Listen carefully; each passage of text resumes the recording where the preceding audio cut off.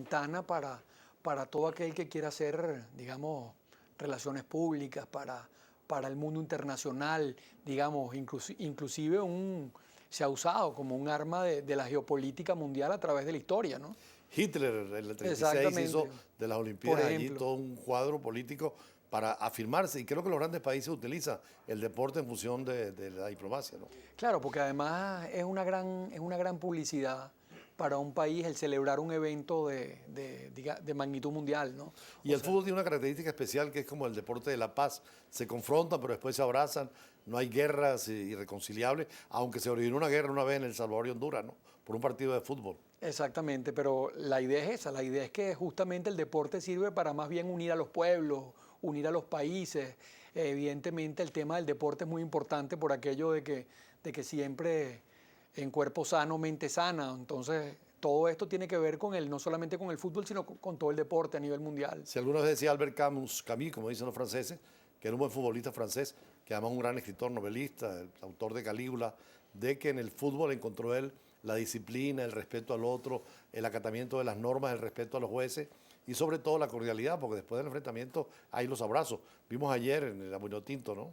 Claro, la Vinotinto hizo ayer un gran juego, pues ganó y sorprendió al mundo porque la gran favorita en todas las apuestas era Colombia, que está en el ranking de la FIFA entre las 5 mejores selecciones del mundo.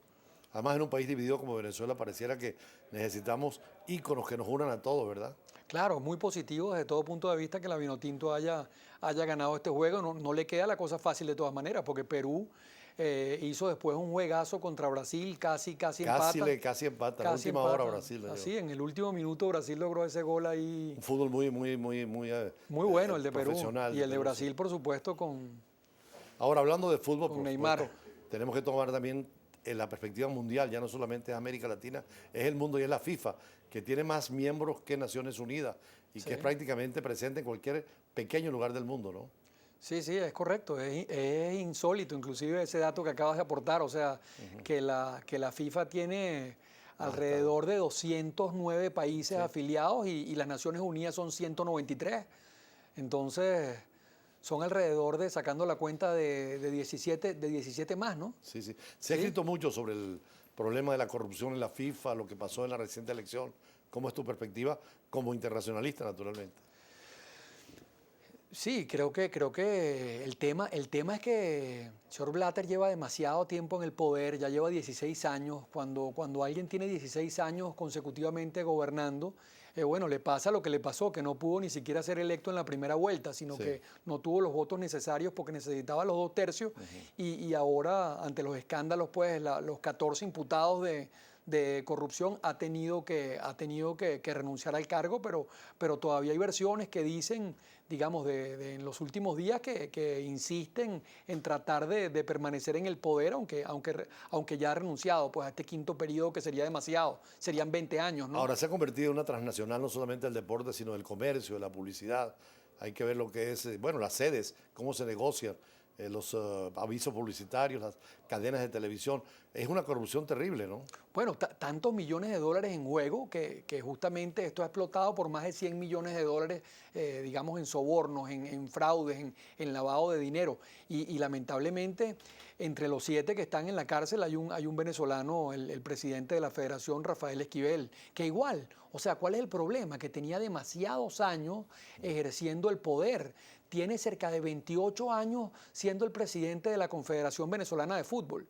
Entonces también vicepresidente de la. Por cierto, en Colombia acaban de negar a los presidentes de Colombia la reelección. Creo que es saludable la alternabilidad en la vida política, así como en el deporte, ¿no? Claro, porque eso que decía Lord Acton es muy importante. O sea, el poder corrompe, el poder absoluto corrompe absolutamente. O sea, la gente que ejerce. Eso lo dijo también el Libertador muy bien. Nada es más peligroso que dejar permanecer a un individuo mucho tiempo en el poder. Él se acostumbra a mandar, el pueblo se acostumbra a obedecer. ¿De dónde surge? La usurpación y la tiranía. Y es el problema. Viene la tiranía, la corrupción, la usurpación. Y eso es clarísimo, ¿no? Por cierto, veíamos hoy a Isabel de Inglaterra y el gabinete, la iglesia, recordando 800 años de lo que fue la primera constitución de Juan I, Juan Sin Tierra. a quien lo obligaron a respetar las normas y las leyes, y aunque el rey permanecía, el que el Parlamento renovara a los poderes públicos y no fuera una autoridad sin límite, ¿no? Bueno, un poco la pérdida de poder de los reyes en Europa, digamos, o sea, ese que ha sido progresiva, tiene que ver con eso, con que los reyes tenían un poder antes ilimitado y un poder, digamos, vitalicio, o sea, que duraba todo el periodo de la vida de la persona. Y entonces, en función de eso, evidentemente, esas monarquías eran muy corruptas, ¿no? Ya no tienen el poder político, son los primeros ministros, como es el Claro. caso de Inglaterra o España, ¿no? Y donde se retiran a tiempo, pero los primeros ministros van cambiando con la opción política que presenten, ¿no? Es correcto, y es el deber ser, porque la soberanía reside en el pueblo, y el pueblo ejerce esa soberanía mediante el sufragio, y es el sufragio el que termina, digamos, decidiendo quién es el primer ministro de un país vía elección parlamentaria, etcétera. Pero a diferencia de Colombia, ahora en República Dominicana quieren reformarla para que el presidente se quede. Bolivia lo hizo, Ecuador, Venezuela también fue pionero en esto, y pareciera que eso es contraproducente a nivel de la pluralidad y la alternabilidad. Sí, es un retroceso desde todo punto de vista. O sea, la alternancia igual es un principio constitucional, es un principio del derecho constitucional internacional. O sea, es importantísima la alternancia en el ejercicio del poder. Y eso tiene que ver con que realmente todos los factores puedan justamente en igualdad de condiciones llegar al poder y alternarse, pues. Caso en de él. Estados Unidos, que tú has dado un seminario sobre política de Estados Unidos, el presidente solo 2 mandatos y nada más, ¿no? Sí, la Constitución, digamos, dice 10 años, no más de 10 años en el poder puede permanecer nadie, suponiendo que el que está de vicepresidente sustituye 2 años al presidente de la República si hay una falta absoluta y después, digamos, es electo presidente por primera vez y después el reelecto por segunda vez para unos periodos de 4 años. Finalmente tuvimos un hombre de color en la presidencia, un católico con Kennedy.